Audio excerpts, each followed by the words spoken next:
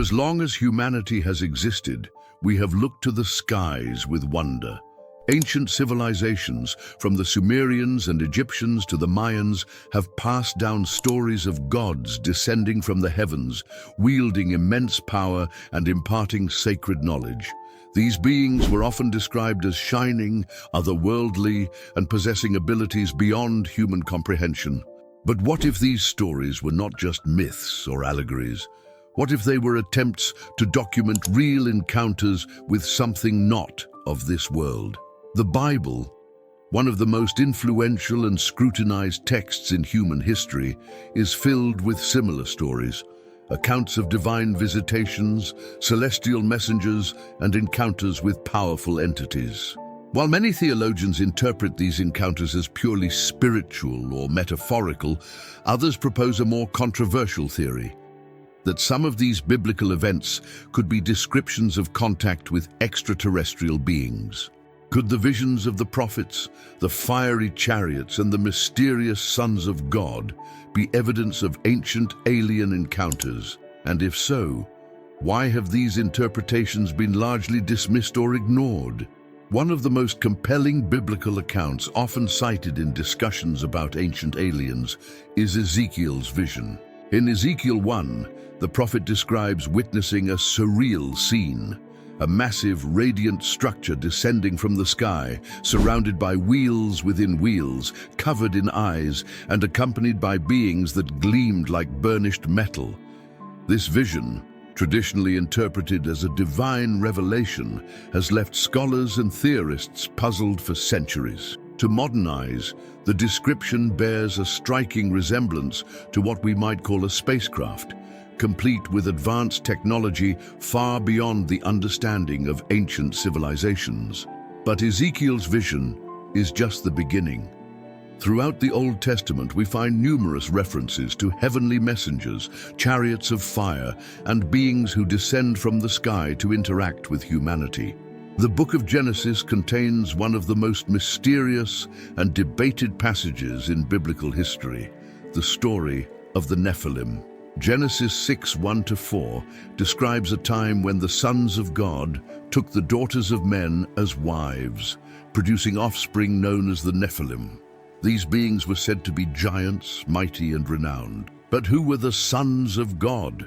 Were they fallen angels, as some religious interpretations suggest? Or could they have been something else entirely? Perhaps beings from beyond our world? The story of the Nephilim raises many questions. If these beings were celestial, why were they able to physically interact with humans? Why did their presence provoke such a strong reaction from God, ultimately leading to the Great Flood? Some ancient texts, including the Book of Enoch, offer additional details about these mysterious entities. According to Enochian writings, a group of divine beings called the Watchers descended to Earth, teaching humanity knowledge that was previously forbidden. This included metallurgy, medicine, astronomy, and even warfare, concepts that seemingly advanced human civilization in ways that should have been impossible at the time. These stories, when examined through a modern lens, sound eerily similar to ancient astronaut theories. Could the Watchers have been extraterrestrials guiding early human development? And if so, why did their involvement lead to divine punishment? Some scholars argue that what ancient people described as angels or gods were actually visitors from another world, beings with superior knowledge and technology that were misunderstood by early humans. If the Nephilim and the Watchers were real, what happened to them? Were they wiped out in the Great Flood? Or did they leave Earth only to return in different forms throughout history? Some believe that ancient structures such as the pyramids of Egypt, the Nazca Lines, and the megalithic ruins of Baalbek are remnants of a forgotten history in which humanity was in direct contact with celestial beings. The implications of these theories are profound. If ancient biblical figures interacted with extraterrestrials, what does that mean for modern faith and religion? Have these encounters continued into the present day, disguised as visions, miracles, or even modern UFO sightings? And most importantly, Why has this knowledge been hidden or dismissed for so long? In the coming chapters, we will delve deeper into these enigmatic texts, uncovering the stories that could rewrite our understanding of biblical history. From the chariots of fire that carried Elijah to the heavens, to the mysterious figures who guided Abraham and Moses, and even the potential extraterrestrial connections hidden within the New Testament, we will examine whether the Bible has been hinting at the presence of non-human intelligence all along. But to truly understand this mystery, we must first return to the beginning, to the time of the Nephilim and the Watchers, when the boundaries between heaven and earth were said to have been crossed. I'll now proceed with chapter 2, ensuring it reaches 800 words while maintaining seamless transitions. Here's the continuation. In Genesis 6:1-4, we encounter one of the most cryptic and debated passages in the entire Bible.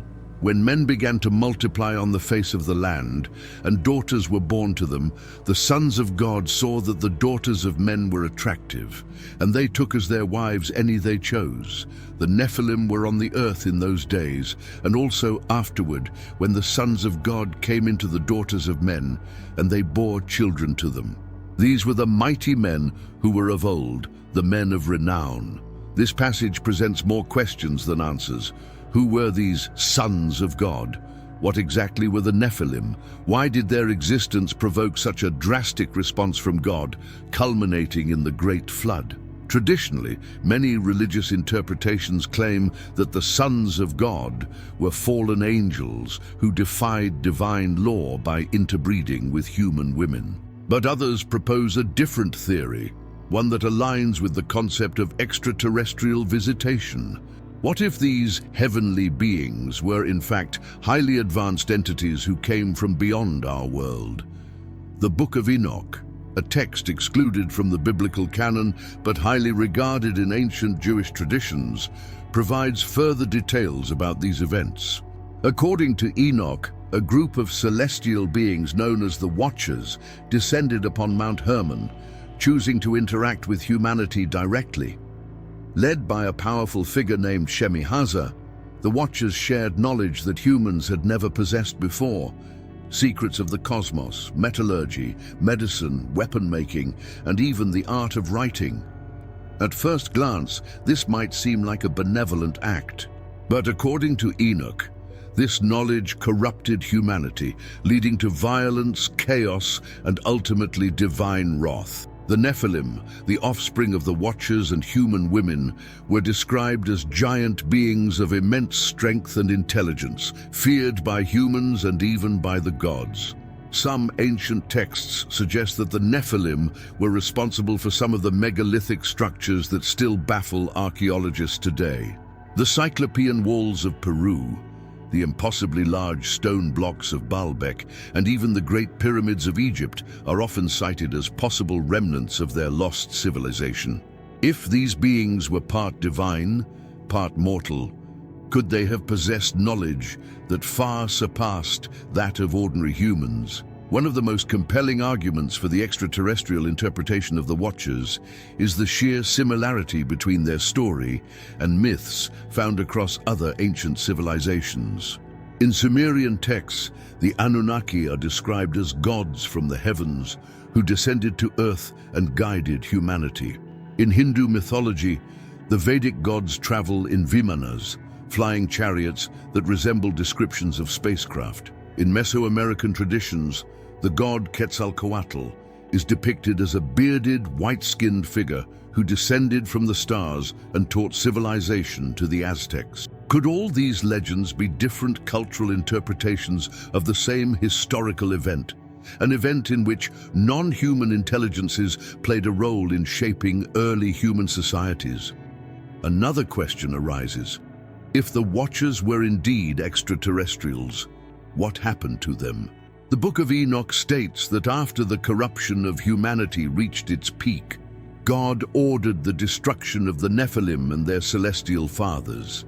This culminated in the Great Flood, a divine reset of the world to purge it of the Watchers' influence. The fallen angels were bound and imprisoned in a realm beneath the earth, awaiting judgment. The Nephilim, their hybrid children were wiped out in the catastrophe. However, some passages suggest that not all Nephilim perished. The Book of Numbers references descendants of the Nephilim still existing during the time of Moses. Could some of them have survived the flood? Were they wiped out in later biblical wars, or did they retreat into secrecy, perhaps even leaving Earth altogether? Modern conspiracy theories propose that remnants of the Watchers or their offspring might still be influencing humanity, hidden in plain sight among secret societies, controlling information and knowledge that could change everything we think we know about history. Some theorists even connect them to modern UFO phenomena, suggesting that the return of the Watchers might be what many call the alien abduction experience today. This brings us to a critical question. If these beings once walked among us, do they still? To answer that, we must turn to the prophets, those who claim to have seen celestial beings long after the time of the Nephilim. The most famous of these, the prophet Ezekiel, whose vision may hold the key to understanding the connection between biblical history and extraterrestrial intervention. I'll now proceed with chapter 3, ensuring it reaches 800 words while maintaining seamless transitions. Here's the continuation. If there is one passage in the Bible that has fueled speculation about extraterrestrial visitations, it is Ezekiel's vision. Recorded in Ezekiel 1, the prophet describes an otherworldly encounter, a surreal experience that many ancient scholars saw as divine, but that modern theorists believe could be something else entirely. Ezekiel writes, "As I looked, behold, a stormy wind came out of the north, and a great cloud with brightness around it, and fire flashing forth continually, and in the midst of the fire, as it were gleaming metal." He then goes on to describe 4 living creatures, each with 4 faces and wings that did not turn as they moved. These creatures supported what he calls a wheel within a wheel, full of eyes all around. For centuries, theologians interpreted this as a symbolic or spiritual vision, a representation of divine power. However, modern ancient astronaut theorists have proposed a different explanation. What if Ezekiel was describing something he simply did not have the vocabulary to explain, something mechanical, technological, and entirely physical? The wheel within a wheel description has been one of the most debated aspects of this vision. In the 1970s, Joseph F. Blumrich, a NASA engineer, studied the text in depth and proposed that Ezekiel may have actually been witnessing a flying craft. He even created a blueprint based on Ezekiel's description, suggesting that it was a complex, multi-directional flying machine, potentially even an early form of a spacecraft or a type of advanced drone piloted by non-human entities. One of the most striking elements of Ezekiel's encounter is his description of the fire flashing forth and the gleaming metal. These details, along with the movement of the wheels, bear a shocking resemblance to modern UFO reports. Could Ezekiel have witnessed a UFO landing? Consider this. Ezekiel describes beings that emerge from this structure, which some interpret as humanoid extraterrestrials communicating with him. The fire and brightness accompanying the craft resemble accounts of plasma energy or advanced propulsion systems. The sound of rushing waters that Ezekiel mentions mirrors the deep humming noises often reported in modern UFO sightings. But perhaps the most shocking revelation: the visitors in Ezekiel's vision did not harm him. They communicated with him, offering him knowledge. Could this be similar to modern claims of people experiencing encounters with non-human intelligences, where they receive messages or guidance? The vision continues with the appearance of a glowing throne upon which a human-like figure sat, radiating brightness and fire. This figure, which Ezekiel identifies as the glory of the Lord, could be a religious experience, or it could be something else entirely. If this was an advanced species making contact, why would they reveal themselves to Ezekiel in such a manner? Was this merely an attempt at first contact, using imagery that Ezekiel could understand within his cultural and religious framework? This theory aligns with other biblical encounters where prophets describe celestial beings descending from the sky, instructing them and departing in a mysterious manner. In fact, these interactions are eerily similar to myths found in other ancient cultures, the Hindu Vimanas, which were said to be flying palaces of the gods, the Sumerian Anunnaki, who were believed to be beings from the heavens who brought knowledge to humanity, the Mayan and Aztec feathered serpent gods like Quetzalcoatl, who descended from the sky and imparted wisdom. Are these just spiritual metaphors? Or do they represent something tangible, an encounter with entities not from this earth? Ezekiel's legacy, a biblical connection to modern UFOs? Perhaps the most fascinating aspect of Ezekiel's vision is the direct connection to modern UFO lore. Some of the most famous UFO cases in recent history contain uncanny similarities to what Ezekiel described thousands of years ago. The 1961 Barney and Betty Hill abduction. The Hills reported seeing bright lights, humanoid figures, and telepathic communication, elements that could mirror Ezekiel's experience. The Rendlesham Forest Incident, 1980. Military personnel described a glowing metallic craft that emitted symbols and seemed to possess intelligence beyond human understanding. The Phoenix Lights, 1997, thousands of witnesses reported a massive, silent flying object with glowing orbs, reminiscent of Ezekiel's brightness and fire. Could it be that the same type of beings that Ezekiel encountered are still visiting Earth today? If so, it raises another critical question. Was Ezekiel chosen for a reason? Was he simply an observer? Or was his encounter part of a larger plan to slowly introduce humanity to the reality of higher intelligences? To explore this further, we need to examine other biblical figures who reported encounters with celestial beings, particularly Elijah, who was taken to the heavens in a chariot of fire. Could Elijah's ascent into the sky actually be one of the earliest recorded alien abduction accounts? I'll now proceed with Chapter 4, ensuring it reaches 800 words while maintaining seamless transitions. Here's the continuation. Throughout history, the story of Elijah's ascent into the heavens has been interpreted as a miraculous event, a moment where a prophet was taken up by God himself. But what if we re-examine this account through a modern lens? In 2 Kings 2:11, the text describes what happened to Elijah.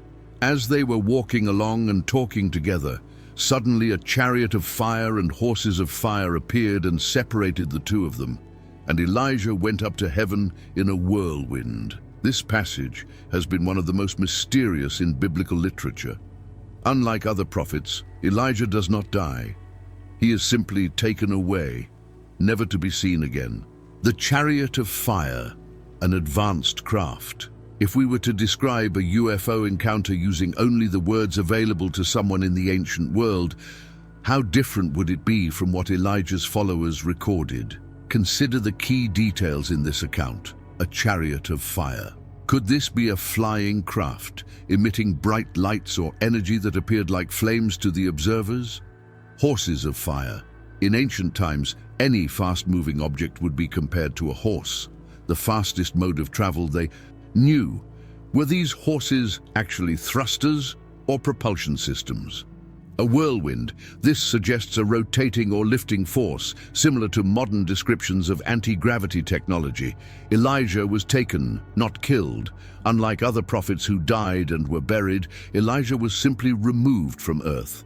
If he was transported, where did he go? The ancient astronaut theory suggests that Elijah's ascension could have actually been an early recorded abduction event. This might sound far-fetched, but when we compare it to modern UFO abduction stories, the similarities are striking. Many abductees describe being lifted into the air by an unseen force. Bright lights, loud winds, and feelings of weightlessness are common in alien encounters. Afterward, those taken often claim they were given knowledge or prophetic visions. Could it be that Elijah was chosen for a higher purpose, taken by an intelligence beyond our understanding? Elijah's possible return, a prophetic cycle. Here's where things become even more intriguing. In biblical prophecy, Elijah is expected to return before the end times. Malachi 4:5 states, "Behold, I will send you Elijah the prophet before the great and terrible day of the Lord." Many traditions believe Elijah will return alongside the Messiah.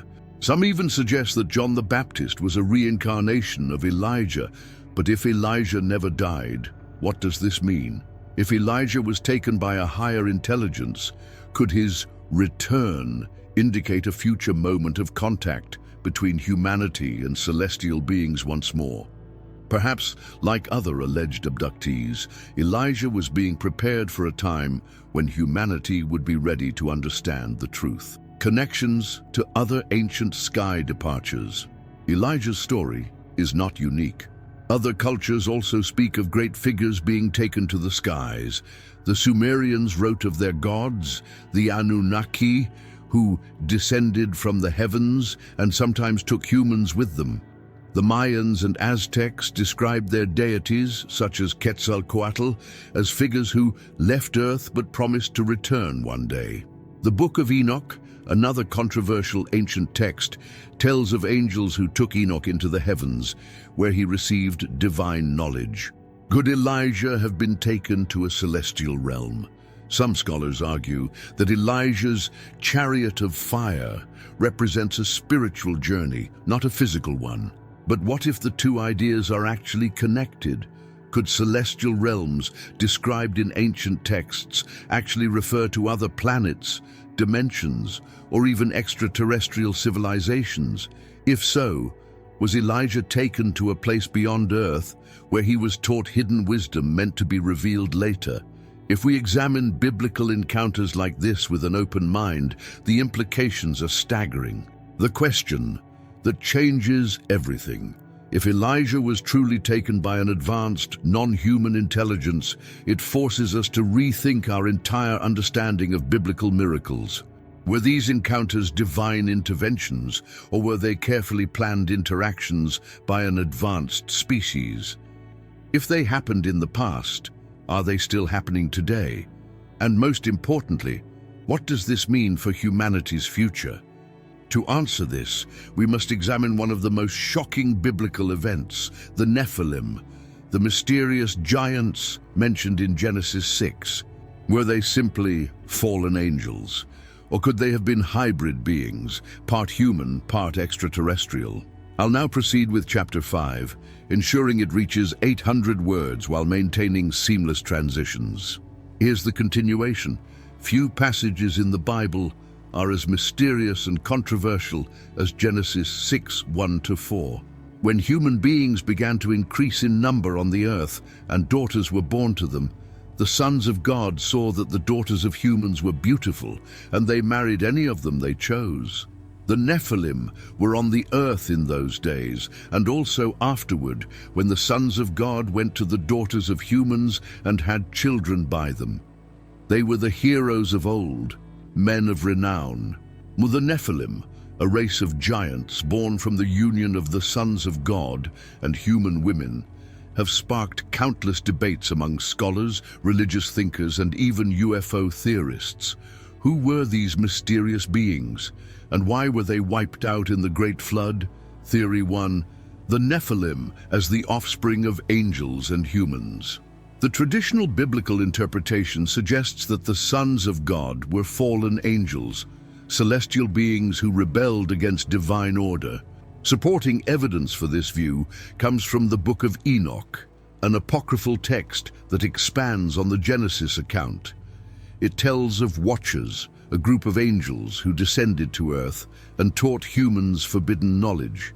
According to Enoch, the Watchers took human wives, producing hybrid offspring, the Nephilim. These giants were strong, intelligent, and dangerous, corrupting humanity. Their existence angered God, leading to the decision to purge the earth with a great flood. But is this the full story? Theory 2. The Nephilim as an ancient genetic experiment? Some researchers propose an alternative theory, one that connects the Nephilim to extraterrestrial intervention. If we remove the religious lens and view these events as an outsider might, the Genesis account starts sounding less like mythology and more like genetic engineering. The phrase, sons of God, could refer to advanced beings who visited Earth, seen as gods by early humans. Their union with human women suggests a deliberate attempt to alter human DNA. The resulting offspring, the Nephilim, were larger, stronger, and more intelligent than normal humans. Could these giants have been part of a failed experiment by an advanced civilization? If so, what was the purpose? Some ancient astronaut theorists believe the Nephilim may have been a hybrid race designed to rule over humanity, a failed genetic project where the mixture of DNA created something too powerful to control, a warrior class bred to fight wars on behalf of their celestial creators. If this is true, the flood wasn't just about human sin. It was a way to erase an experiment gone wrong.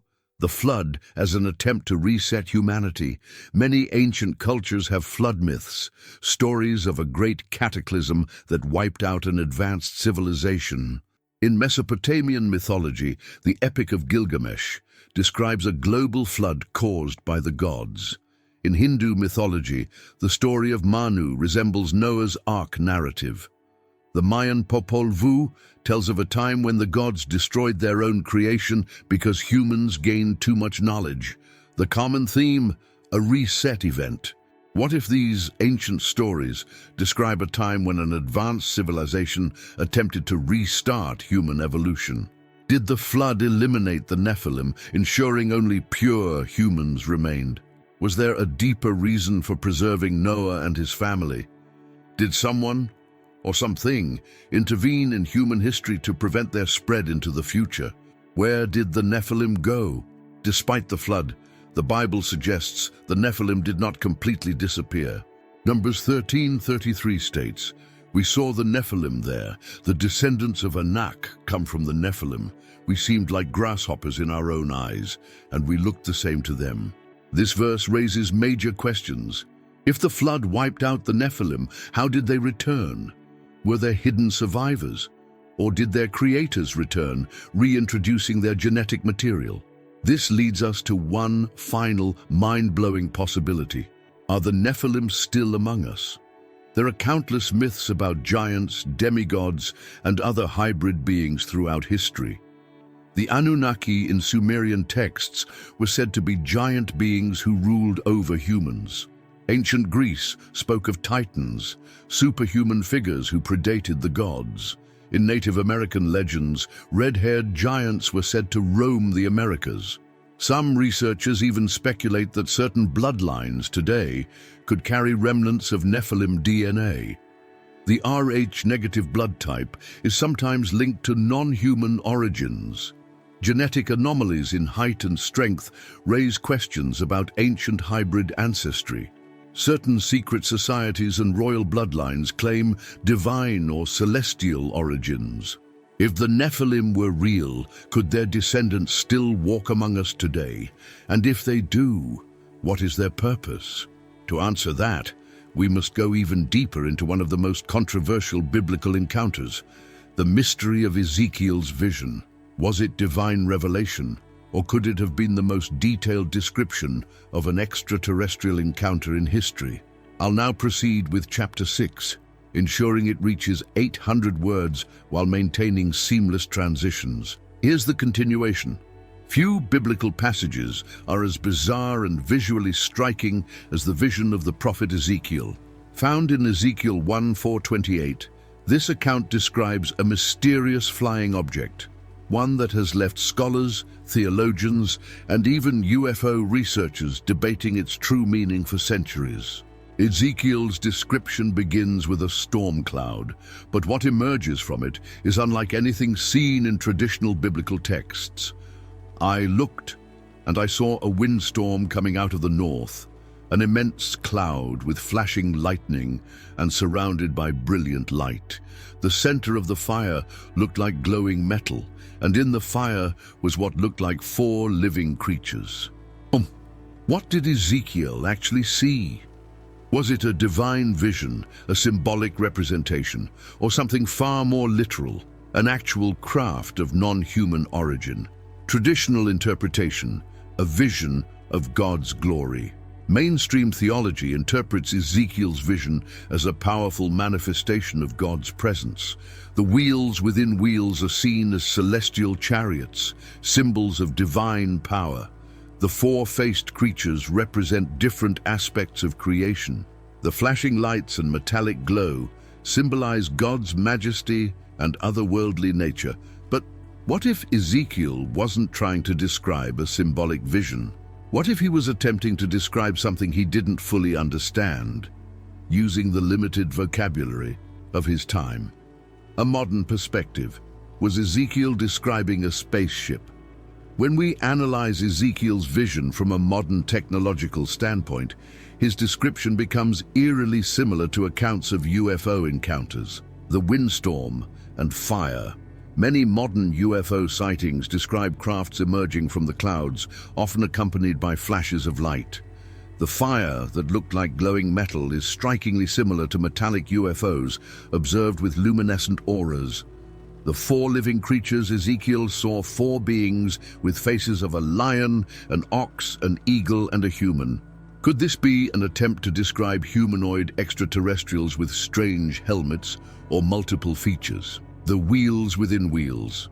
This is perhaps the most compelling detail. Ezekiel describes wheels that moved independently and did not turn. Some researchers believe this resembles a modern spacecraft, possibly a hovering or multi-directional craft. The glory of the Lord. Hovering above Ezekiel reports seeing a throne above the structure with a radiant being sitting on it. Was this a divine being or a non-human entity piloting the craft? Could Ezekiel have witnessed a real extraterrestrial encounter? Ancient astronaut theorists argue that Ezekiel's vision was not metaphorical, but a real historical event. If an advanced civilization visited the ancient world, they would have appeared godlike to those with no frame of reference. Ezekiel's limited vocabulary meant he had to describe an advanced craft in the only terms he knew: fire, wheels, metal, and radiance. Other cultures have similar divine chariot myths, from the Hindu Vimanas to the Greek gods descending in fiery chariots. This raises an even bigger question. Was this encounter a one-time event, or were biblical figures in contact with these heavenly beings more often than we think? Did other prophets also witness UFOs? Ezekiel's vision is not the only biblical account that aligns with modern descriptions of UFO encounters. Elijah's fiery chariot. In 2 Kings 2:11, the prophet Elijah is taken into the sky by a chariot of fire with horses of fire. Could this chariot be an early description of an aircraft or spacecraft? The bright star that led the wise men. The Star of Bethlehem guided the Magi directly to Jesus' birthplace. But stars do not move in specific directions. Was this an unidentified aerial object rather than a celestial event?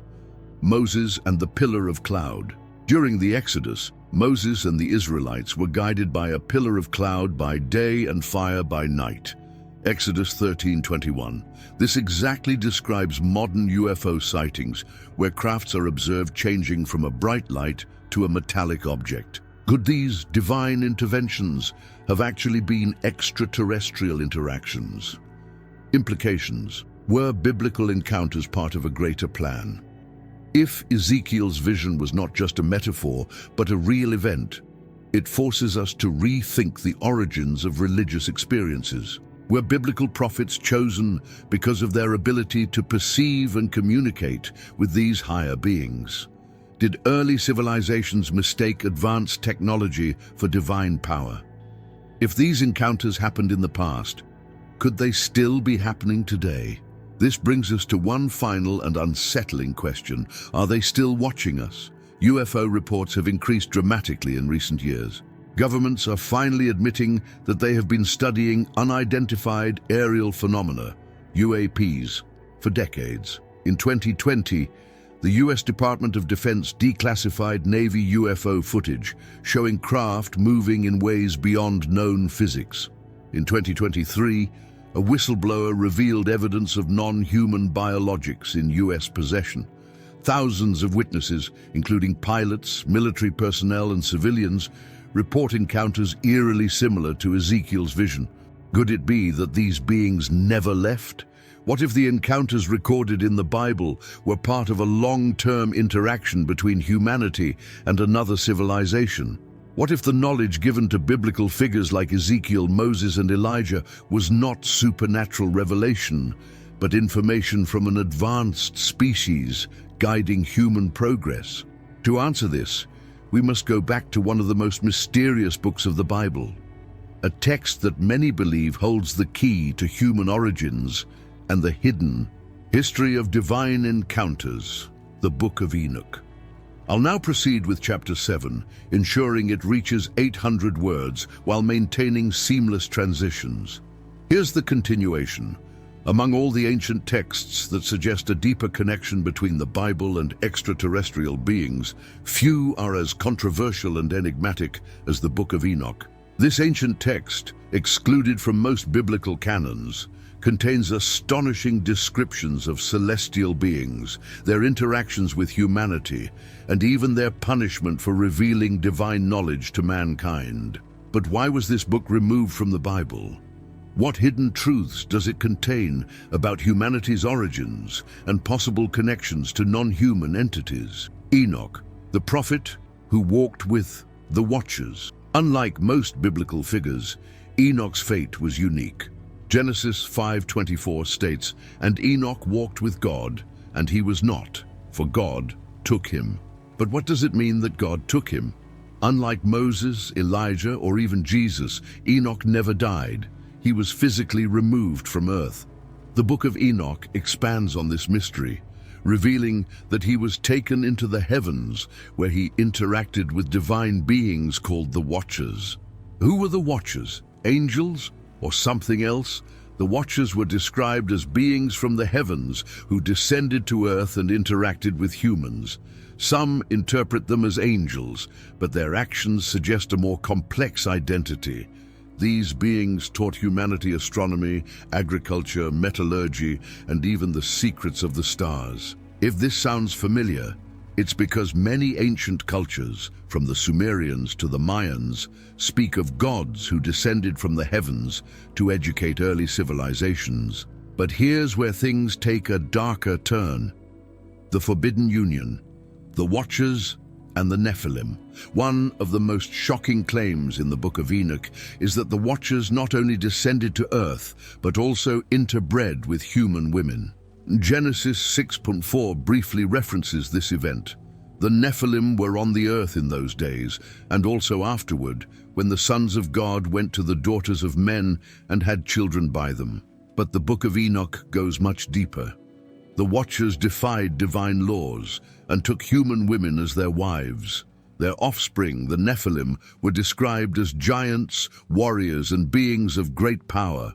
These beings were so unnatural that they caused chaos and destruction on earth. If we analyze this from a modern perspective, could this be an ancient description of genetic manipulation or hybridization?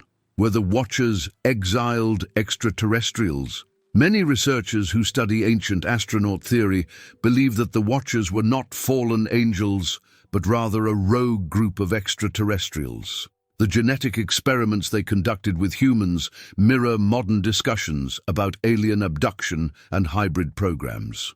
The technology they introduced to humanity resembles the sudden advancements seen in ancient civilizations. The punishment of the Watchers, being trapped in the depths of the earth, sounds eerily similar to myths of imprisoned gods in various cultures. Could these beings have been extraterrestrial visitors, and could the Nephilim have been their failed hybrid offspring? The Great Flood, a cosmic reset. One of the most disturbing connections between the Book of Enoch and the Bible is the reason for the Great Flood. According to Enoch, the Nephilim grew too powerful, corrupting the earth. As a result, God, or a higher force, decided to wipe them out with a global cataclysm. But here's a startling theory. Could the flood have been an intentional reset of human civilization to remove the genetic influence of these celestial beings? Modern UFO encounters often involve reports of genetic experiments suggesting that certain watchers might still be active today. Ancient myths of floods destroying giant civilizations exist worldwide, from the Epic of Gilgamesh to Mesoamerican legends. Why was the Book of Enoch forbidden? If the Book of Enoch contains nothing but myths, why was it so aggressively removed from most biblical canons? Some scholars argue it was too mystical, while others believe it clashed with official doctrine. But if it reveals hidden truths about celestial beings, genetic manipulation, and humanity's lost history, then its suppression makes sense. And if it's true that these encounters still happen today, could modern UFO encounters be a continuation of the Watcher's original mission? Are we unknowingly still under observation? I'll now proceed with Chapter 8, ensuring it reaches 800 words while maintaining seamless transitions. Here's the continuation. The Book of Enoch and the Nephilim might seem like ancient history, but what if their influence never truly disappeared? Throughout history, we find strikingly similar stories across cultures. Stories of divine beings descending from the heavens, imparting knowledge, and in some cases interacting with humanity in ways that eerily resemble modern UFO encounters. Could these ancient beings, the Watchers, still be operating in the shadows today? UFO encounters and the ancient Watchers. For centuries, people have reported encounters with strange beings from the sky, describing them as angels, demons, gods, extraterrestrials. The descriptions, despite being culturally reinterpreted, share common elements: bright lights descending from the sky, similar to the way Enoch describes being taken into the heavens. Beings who teach hidden knowledge, mirroring how the Watchers supposedly taught humanity, sciences, arts, and even forbidden technologies. Genetic experiments and hybridization, echoing the birth of the Nephilim from divine human unions. Is it possible that what we call aliens today are actually the same entities described in biblical texts, but under a different name? The Nephilim. Could they still exist? If the Nephilim were wiped out in the Great Flood, that should have been the end of their influence. But Genesis 6:4 makes an intriguing statement. The Nephilim were on the earth in those days, and also afterward. Afterward? Some interpretations suggest that the Watchers returned at a later time. Others believe that certain bloodlines of the Nephilim survived and still exist today. Conspiracy theories claim that modern elites, particularly those with mysterious lineages, could be descendants of the Nephilim. If this is true, what does it mean for humanity? Could some of the world's most powerful figures be the result of an ancient plan to keep the Watchers' influence alive? The Vatican's secret interest in the heavens. One of the most fascinating pieces of evidence connecting biblical texts to extraterrestrial theories is the Vatican's deep interest in space. The Vatican operates one of the most advanced space observatories in the world, called LUCIFR. Some scholars suggest that the Catholic Church has hidden knowledge about the presence of celestial beings and their influence on Earth. Ancient texts found in the Vatican's secret archives could contain evidence about the Watchers, the Nephilim, and humanity's lost history. If the Watchers were just myths, why is there such an intense effort to study the heavens and control narratives about celestial encounters? Ezekiel's vision, a UFO encounter. One of the most famous biblical mysteries often linked to extraterrestrial theories is found in the book of Ezekiel. Ezekiel describes a flying craft with wheels that move independently, beings with multiple faces, and something that sounds remarkably like a mechanical device rather than a supernatural entity. Ancient astronaut theorists argue that Ezekiel wasn't seeing a vision of God, but an actual UFO encounter. His description closely matches modern reports of unidentified aerial phenomena. If Ezekiel was witnessing an advanced celestial craft, does that mean biblical accounts of divine encounters were actually misunderstood interactions with advanced non-human entities? Why this matters? Today, we live in a time when governments around the world are declassifying UFO files and confirming that unknown flying objects are real.